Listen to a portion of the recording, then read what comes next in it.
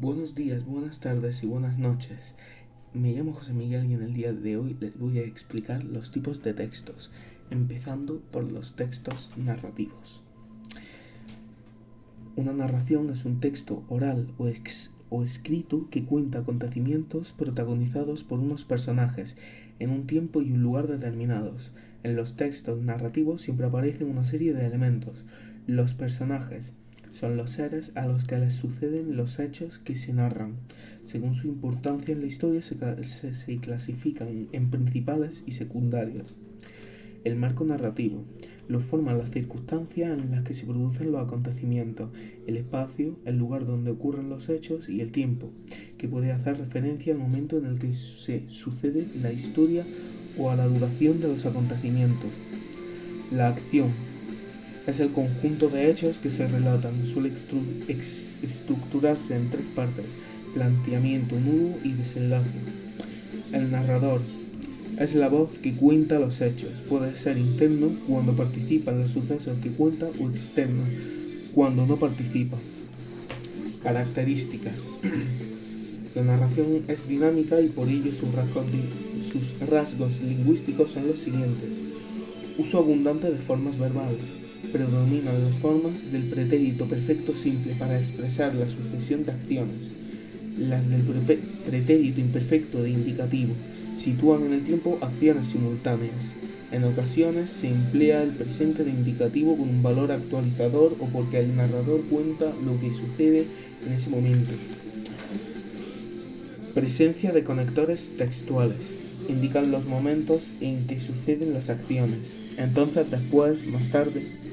También suelen abundar las expresiones de lugar y de tiempo, que hacen referencia a los escenarios donde ocurren los sucesos y a los momentos en los que suceden. Utilización de primera o tercera persona. El uso de unos o de otros dependerá del tipo de narrador. Y de aquí pasamos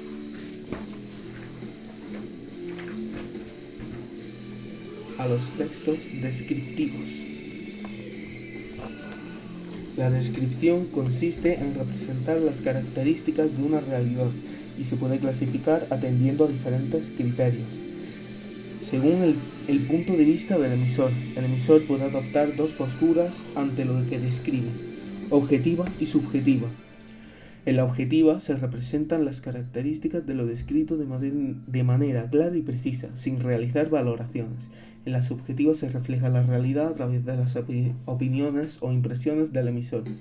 Según el modo de representar la realidad, se puede representar de forma inmóvil, como si fuera una fotografía. En ese caso se llama descripción estática. Por el contrario, puede describirse la realidad en movimiento. Se trata de una descripción dinámica. Según la naturaleza de lo descrito, se pueden describir elementos de distinta naturaleza, como personas, objetos o lugares. Sus características. Los principales rasgos lingüísticos de las descripciones son uso del presente y del pasado, ya que abundan las formas verbales en presente y en pretérito imperfecto de indicativo. Abundancia de grupos nominales. Se emplean para referirse a las realidades descritas que contienen diferentes complementos de nombre. Empleo frecuente de verbos copulativos. Se utilizan para atribuir cualidades a las realidades descritas. Uso de recursos literarios. En las descripciones subjetivas se suele recurrir a los recursos literarios, especialmente a las comparaciones, las metáforas y las personificaciones. Dentro de la descripción de personas existen diferentes tipos. Prosopografía. Solo se detallan los rasgos físicos. Etopeya. Se describen los rasgos del carácter. Retrato. Se combinan los aspectos físicos con los rasgos del carácter. Autorretrato. En la descripción que alguien se hace a sí mismo. Caricatura. Los rasgos aparecen exagerados para hacerlos cómicos. Y de aquí nos vamos a los textos expositivos. Los textos expositivos son aquellos que transmiten información relevante sobre un tema y presentan los datos de forma objetiva, clara y ordenada. Existen dos tipos: la exposición científica, que es aquella que trata un asunto especializado y se dirige a un receptor entendido, mientras que la divulgativa tiene como finalidad poner a disposición de un público no experto determinados conocimientos especializados. Los textos expositivos se organizan en torno a una idea principal, llamada tesis, y suelen tener esta estructura. Introducción: centra el tema del que se va a hablar.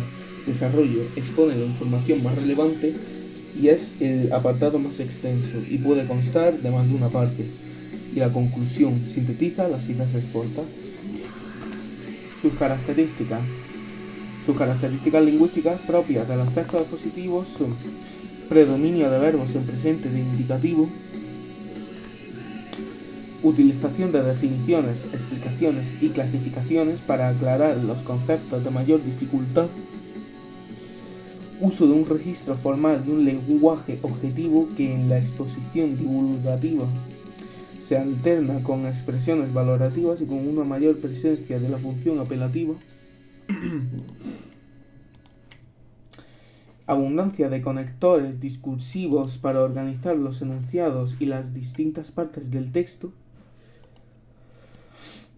y uso de tecnicismos en la exposición científica y un lenguaje común más sencillo y accesible en la exposición divulgativa.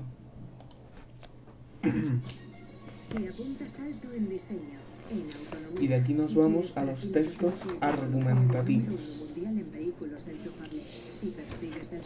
Coño, el anuncio, un momentico. Vivan los anuncios de YouTube. Vale. Un texto argumentativo expresa una opinión y expone los argumentos y razones que la sustentan. En una argumentación se relacionan dos elementos: la tesis, que es la afirmación, opinión o hechos que se defienden o que pretenden demostrar. Argumentos son datos o razones que se aportan para convencer de la validez de la tesis. Existen argumentos de distintos tipos. Los más habituales son los datos objetivos, que se presentan datos que se suelen presentar datos demostrables, cifras, estadísticas, sucesos comparables, etc. Oposición de conceptos. Se oponen ideas como entre lo que es beneficioso y perjudicial, entre lo que es moral o inmoral, etc. La comparación o el ejemplo. Se muestra un caso real o ficticio parecido al asunto sobre el que se razona. Experiencia personal. Se recurre a lo vivido personalmente por el autor del texto para dar veracidad a una idea. La opinión general. Se justifica que una idea sea aceptada porque se corresponde con las creencias de la mayoría de la gente. Cita de autoridad. Se cita una fuente de prestigio que apoya la tesis. La estructura de estos textos. La estructura de la argumentación consta de tres partes: la introducción, que plantea el tema y busca captar la atención y la confianza del destinatario. El cuerpo argumentativo contiene los argumentos que sustentan la tesis. Conclusión: refuerza la tesis y aporta información relacionada con ella. Además, una argumentación puede ser deductiva o inductiva, dependiendo del orden en el que se representen la tesis y los argumentos. La argumentación deductiva se expone en primer lugar la tesis y a continuación se fundamenta con uno o varios argumentos, y la argumentación inductiva, que se exponen los argumentos y a partir de ellos se extrae una tesis a modo de conclusión. Sus características. La intención persuasiva y el carácter subjetivo de los textos argumentativos determinan algunas de sus características lingüísticas.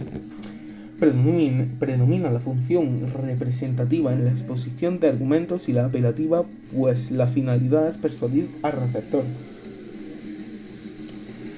Es habitual el empleo de la primera y la segunda persona para implicar al receptor y captar su atención. Se usa un léxico connotativo y adjetivos calificativos.